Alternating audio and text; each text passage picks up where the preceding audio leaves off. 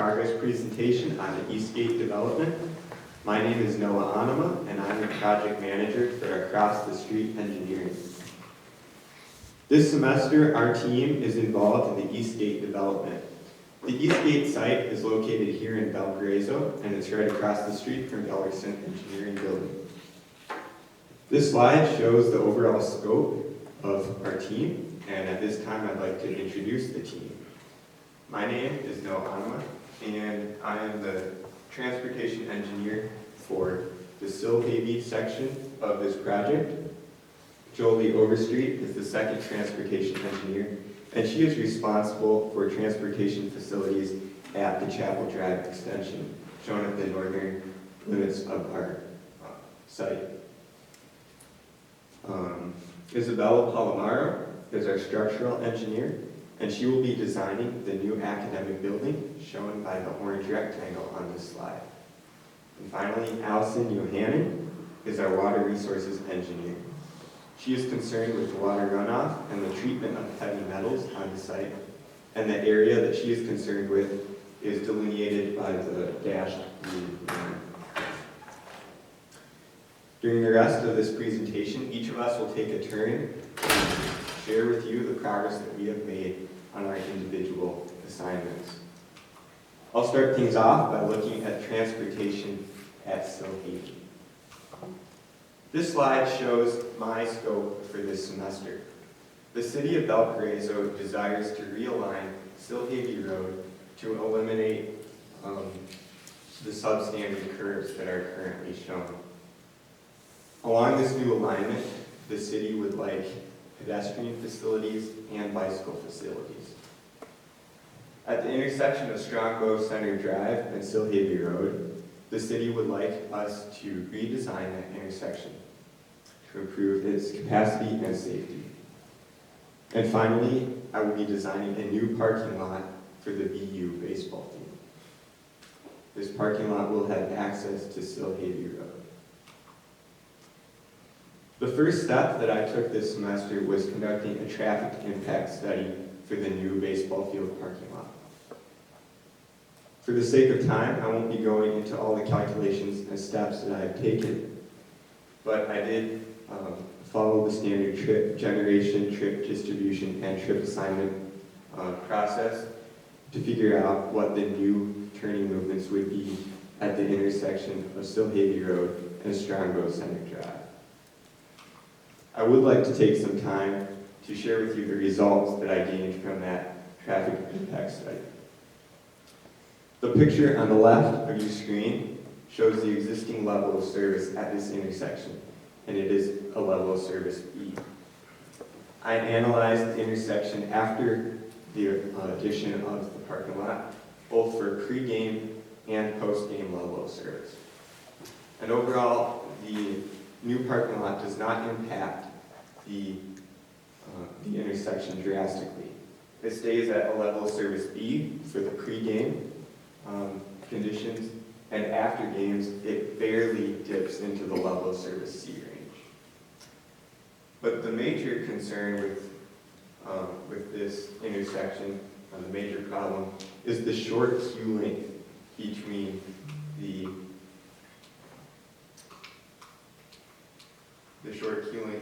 intersection and US 30. There simply is not enough room for the queue of cars that builds up on waiting for the US 30 stoplight. Because this is the main issue, I believe that the proposed alternative must have enough space between the two intersections to accommodate this queue length. I've calculated the minimum length required for the queue, and I have found that a three-way stop, a signalized intersection, and a seagull intersection can all be designed to accommodate this queue length. The roundabout, because of the large node of the roundabout, cannot accommodate this large queue length. And for that reason, I have eliminated it as a viable alternative. Here's a closer look at the three-way stop alternative. This is going to be the simplest and cheapest alternative, and it has a level of service B. A signalized intersection is going to be a little more expensive, both to design to build and as well as to maintain.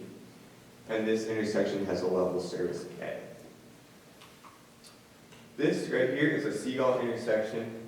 The benefit of this intersection is it has a free movement of northbound through, as well as a free flow of southbound. Because this intersection is a little more complicated, I had to analyze this using VISM. You can see the VISM model here. This intersection has a level service A. I've developed two different alignment alternatives.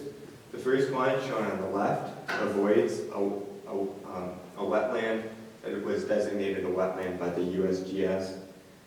The second alternative follows the existing alignment a little more closely, but the downside of that alternative is it cuts through this wetland.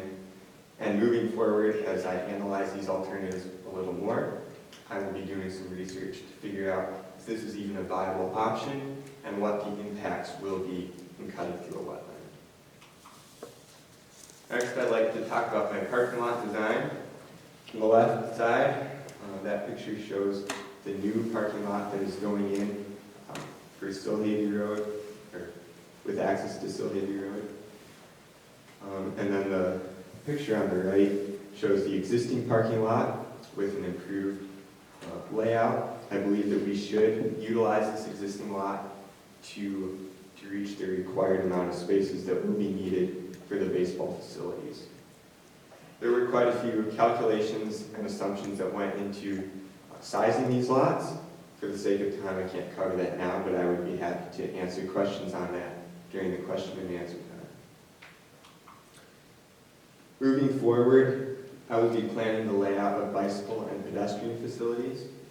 I will also be evaluating the alternatives that I have shown today. And finally, I will be selecting the best alternative.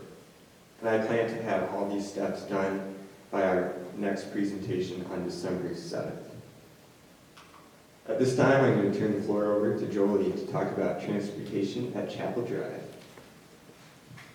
Hi everyone, my name is Jolie and I'm the other transportation engineer for Across the Street Engineering, and I've been focusing on the Chapel Drive extension.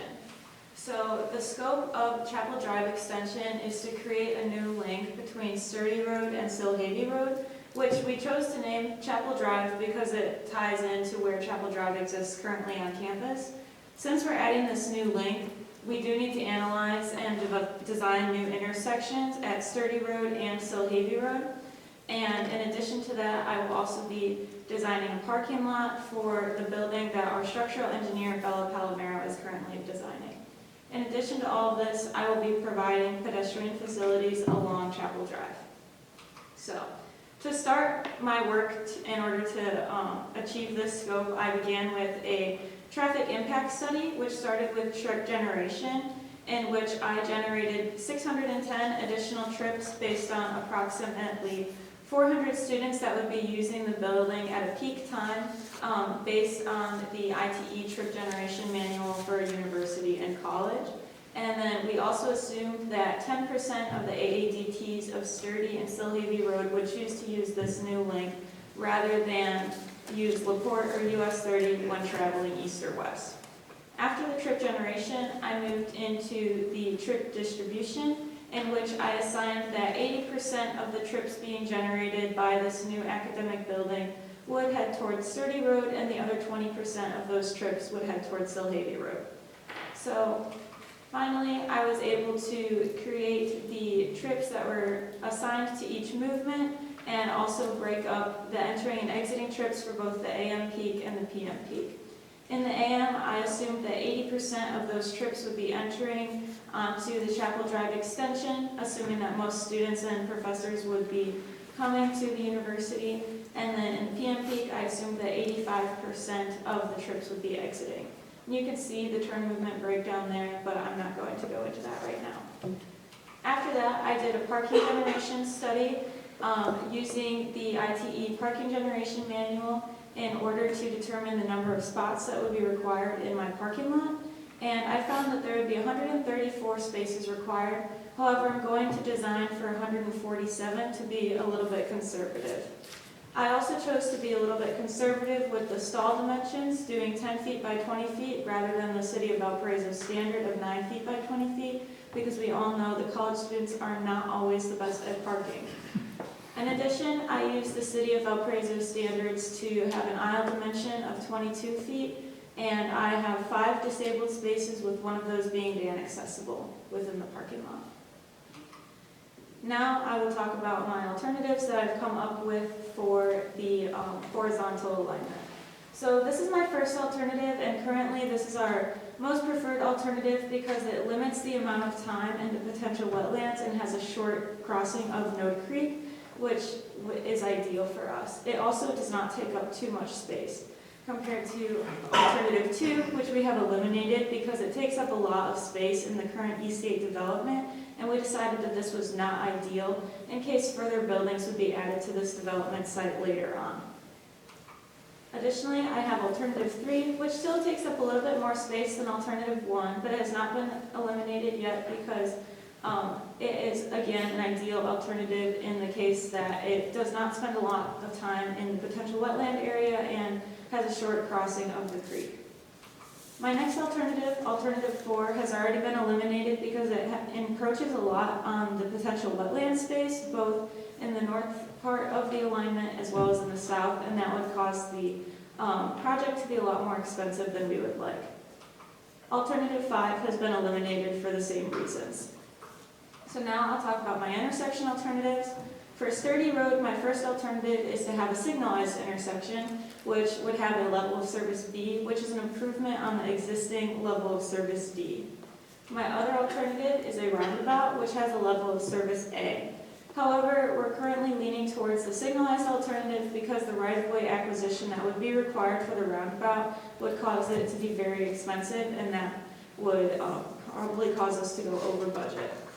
For my Silhavia intersection alternatives, I have a one-way stop on the eastbound approach that has a level of service D in the AM peak and a level of service C in the PM peak. And this is comparing to our all-way stop alternative at Silhavia Road, which has a level of service B in the AM peak and a level of service C in the PM peak. So currently we're leaning towards the all-way stop because obviously the level of service is better for both the AM and PM peaks for this intersection. And with that, in my future work, I will work on developing the pedestrian facilities and then selecting and evaluating my best alignment alternatives and intersection alternatives. And with that, I'm going to pass it on to our structural engineer, Bella Palomero. Hi, my name is Isabella Palomero, and I am the structural lead for the Eastgate Development Project for Across the Street Engineering. The project scope that I will be evaluating is the development of an academic building that is approximately 30,000 square foot that will include classrooms, offices, labs, a covered outdoor space, and a 240-person auditorium that also will accommodate a stage. So the initial steps of my project development were to evaluate the site in which the building will be located. The first step was to decide to evaluate the current occupants of the site. As you can see, there are several houses that are not owned by our client, so we would have to evaluate the situation and develop the cost of that.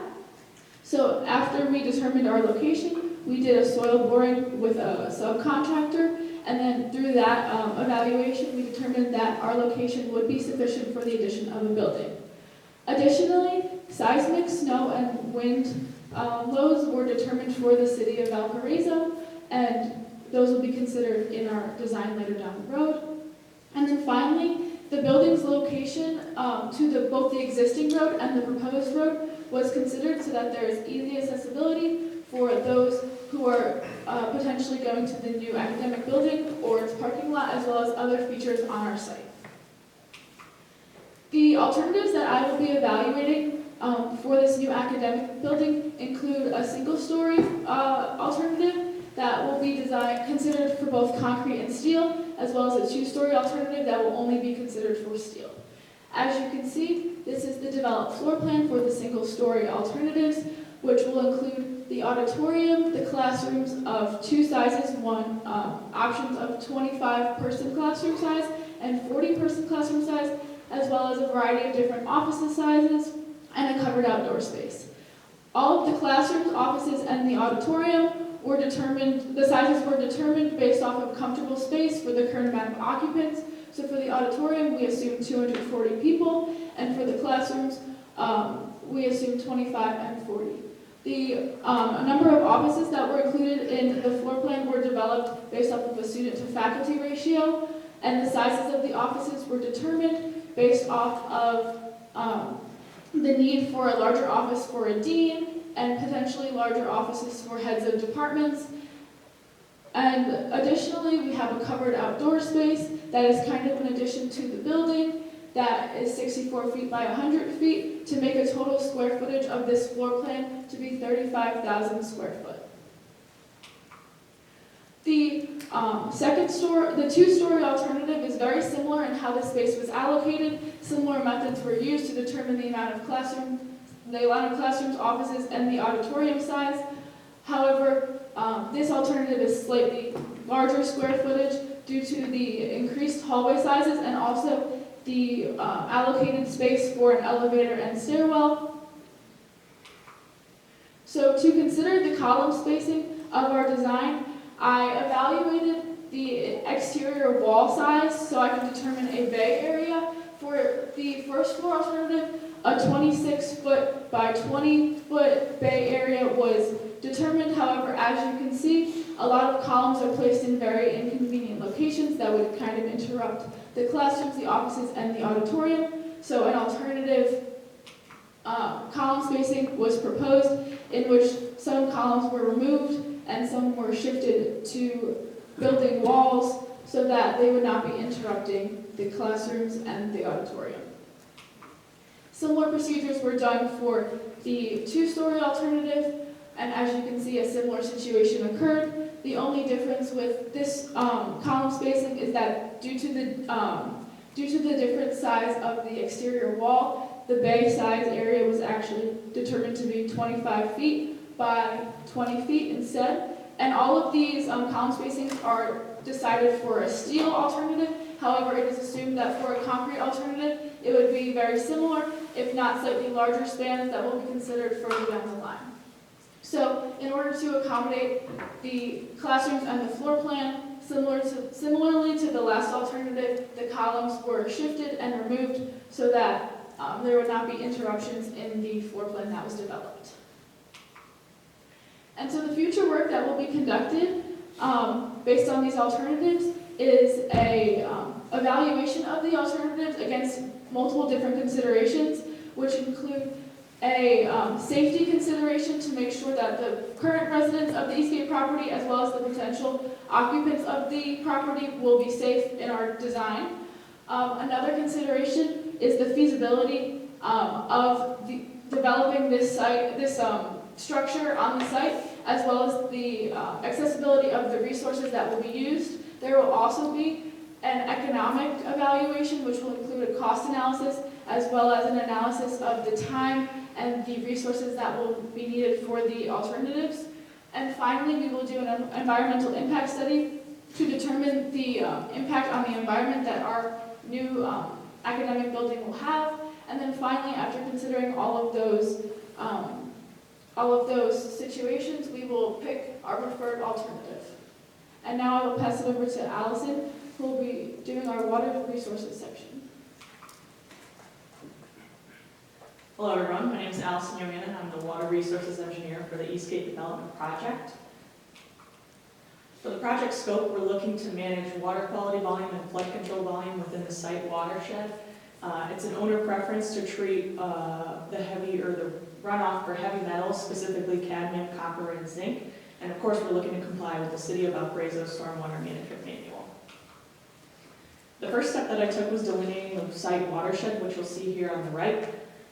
The watershed totals in area totals 41.6 acres, and I wanted to note that it does not include Node Creek, which runs along the right side of the site, and also Silhavy Road, which runs just outside of that. The next step that I took was determining runoff volume, specifically water quality volume and flood control volume.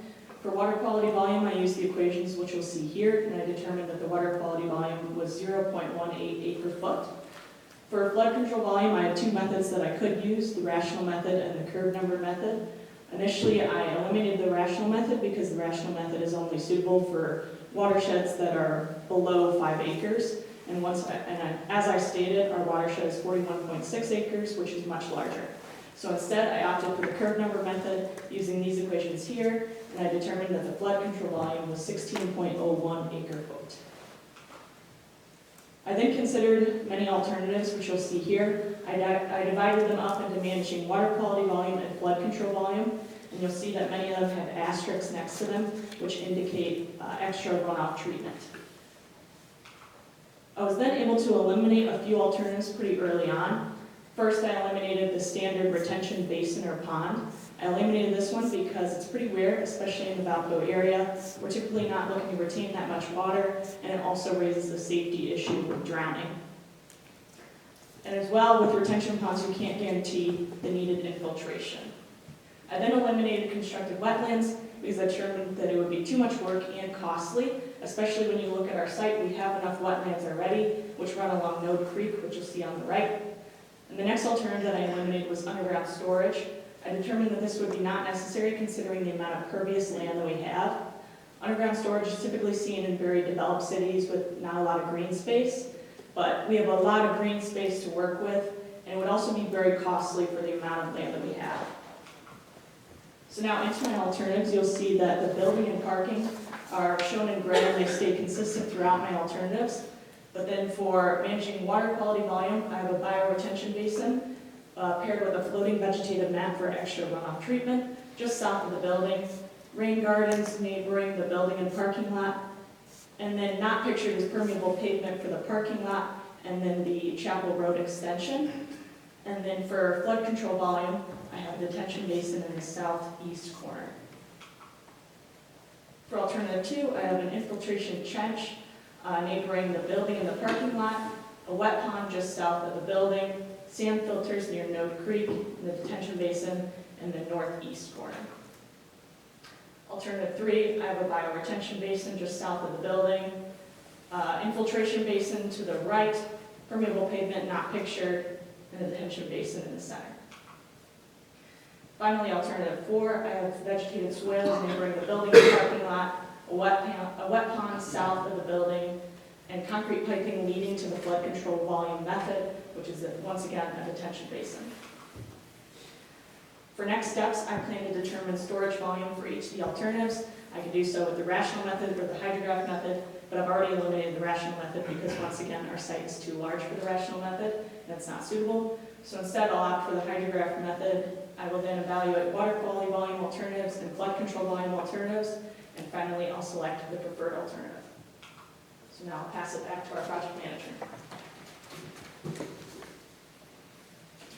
Thank you, Allison. I just want to talk briefly about our design cost.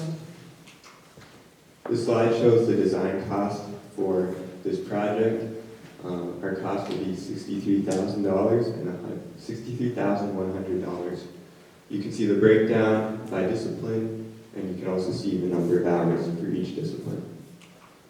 This brings us to the end of our presentation, and we are now open for questions.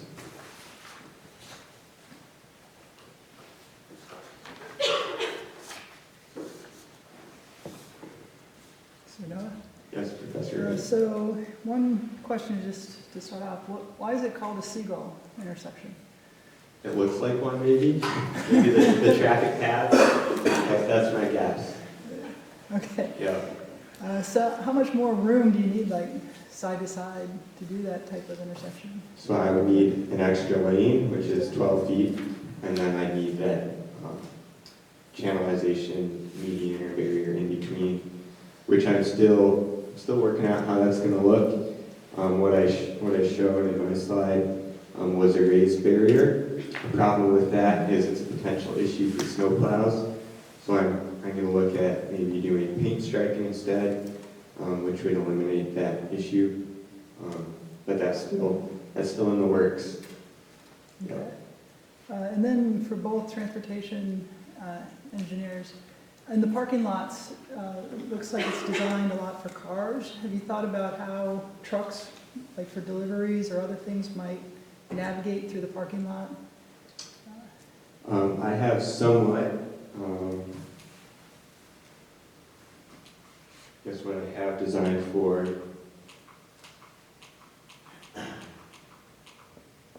is in the first lot on Still Havey Road.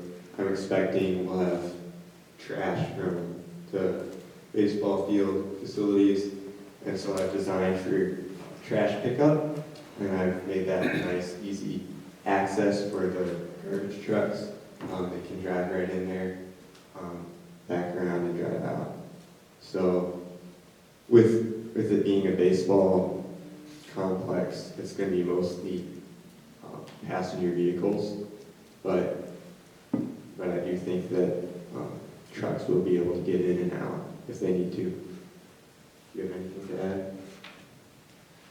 I mainly also designed for passenger cars, but I'm assuming that deliveries will be needed to be made to the academic building. And so I will look into if my current parking lot accommodates trucks, and otherwise I'll workshop it to make sure that trucks are able to navigate the parking lot before the next presentation. All right, thank you. Carly? I have a question for Noah. For your signalized intersection, I guess like your northeast approach, is there any concern that you have about like two signalized intersections being so close and like potential queuing into the other one, or is the level of service like, good to go? For this one, Yeah. you're concerned with the queuing between US 30 and... Yeah, I'm just Is that wondering right? if there's any concern that you have. Right, so I ran the calculations in the Indiana Design Manual. They have a procedure for calculating how long of a queue you need for like left turn and right turn bays. And so I ran that, and I need about 160 feet between US 30 and the new intersection, which I have for this signalized intersection.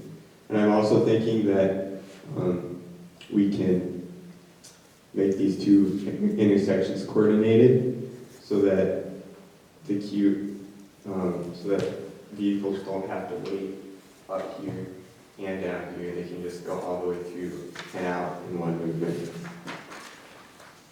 Sweet. So how many feet do you have? It's more than 160. It's a little over 160. It was pretty tight getting it in because I have this curve out here and there's a parking lot building out here, so I can't make the curve too large and too far north. Otherwise, it would run into issue with that parking lot. Professor Weiss. So I guess this is a question for Jolie.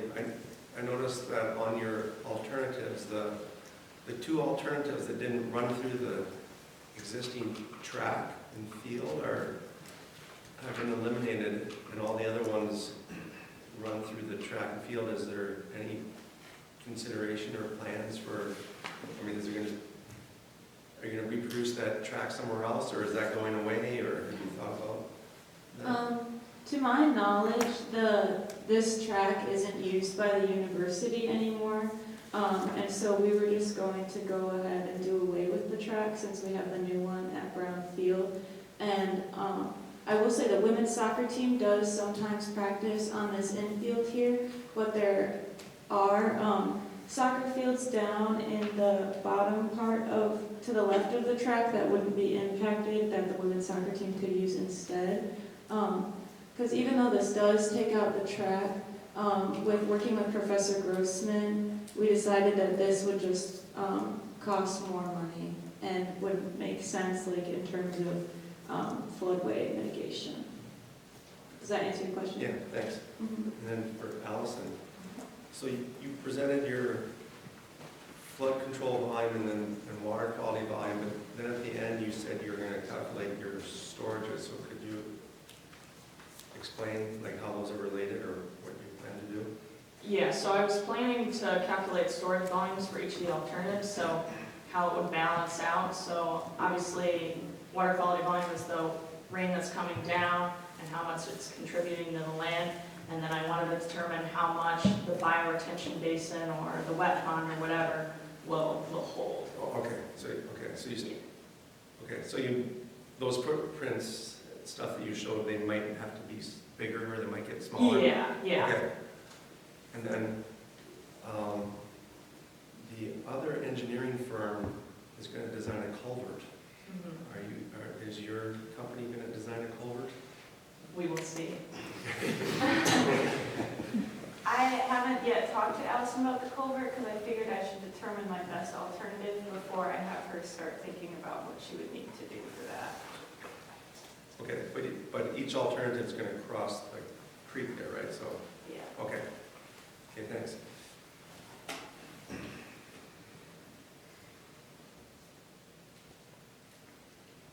All right, other questions?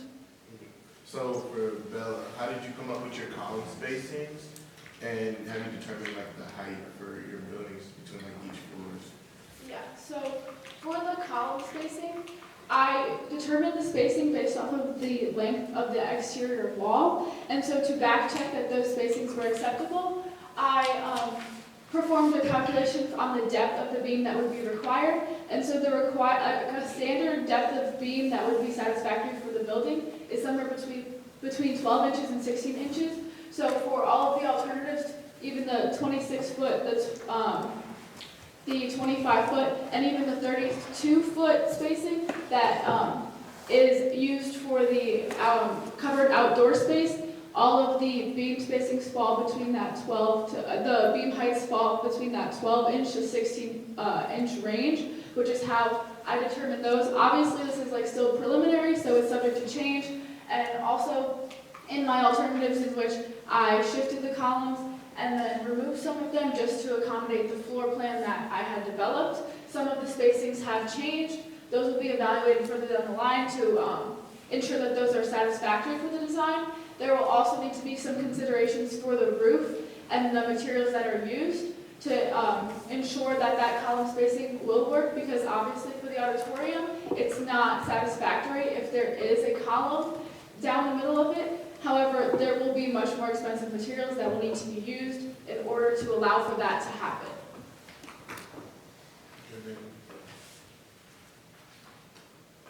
Any other questions?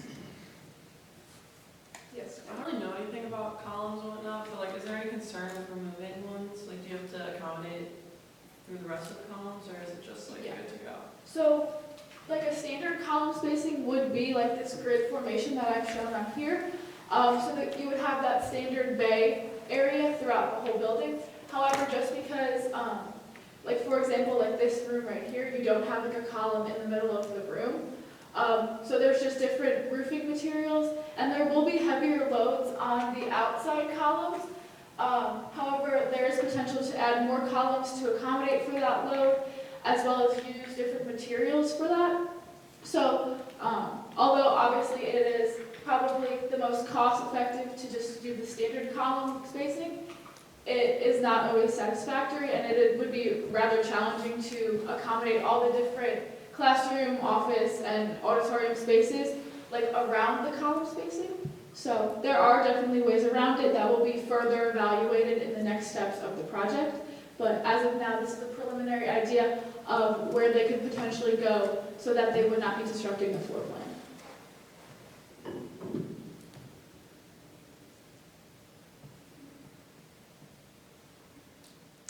All right, thank you. Thank you.